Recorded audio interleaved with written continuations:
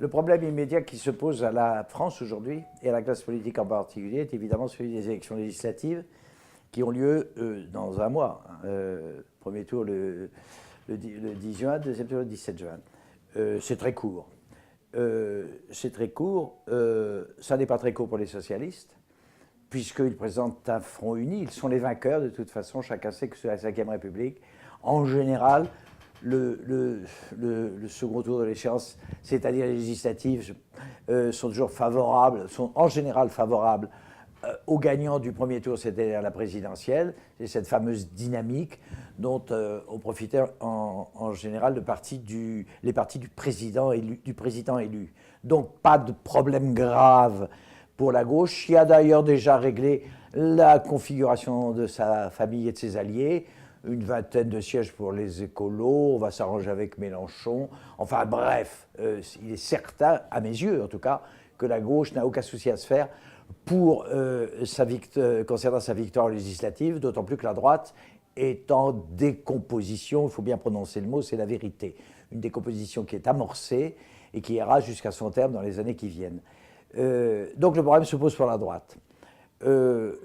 Il se poserait certainement dans des proportions moindres si le président de la République n'avait pas annoncé quelques heures après sa défaite qu'il se dégageait de la vie politique française. Il ne faut pas se faire d'illusions. Nicolas Sarkozy ne mènera pas la majorité sortante dans le combat de juin prochain, du mois prochain. Le premier souci de la droite est donc de se donner un leader dans les jours qui viennent, dans la semaine, de se donner un leader pour mener la majorité sortante vers cette nouvelle épreuve. Se pose évidemment à lui, il se posera à ce leader la responsabilité d'une cohésion, problème majeur, de toute façon majeur, mais encore plus majeur quand on sait que cette cohésion est menacée par les propositions, ne serait-ce même que par l'existence du Front National.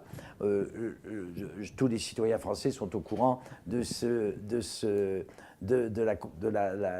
la nature exacte de ce problème. L'UMP a bien protesté de son intention de refuser toute espèce d'alliance avec le Front National. Ça complique évidemment la mission du leader de la majorité sortante. Il y aura forcément des dérogations à ce serment d'intégrité et de fidélité fait à soi-même. Je pense que dans un très grand nombre de circonscriptions, des alliances se feront au bénéfice certainement plus certain du candidat de la majorité sortante que du candidat du Front National, mais cette alliance obligera le député, ancien député UMP vis-à-vis du Front National, ce qui accentuera la fracture entre la droite intègre assurée d'elle-même et la droite qui aura conclu l'alliance en question. Voilà. Je ne pense pas que les alliances, ces alliances-là amèneront un nombre important de députés de droite à l'Assemblée nationale. Je ne pense pas davantage que les triangulaires iront au profit de la droite. Je crois que le Parti socialiste tirera un profit très important de cette division, dans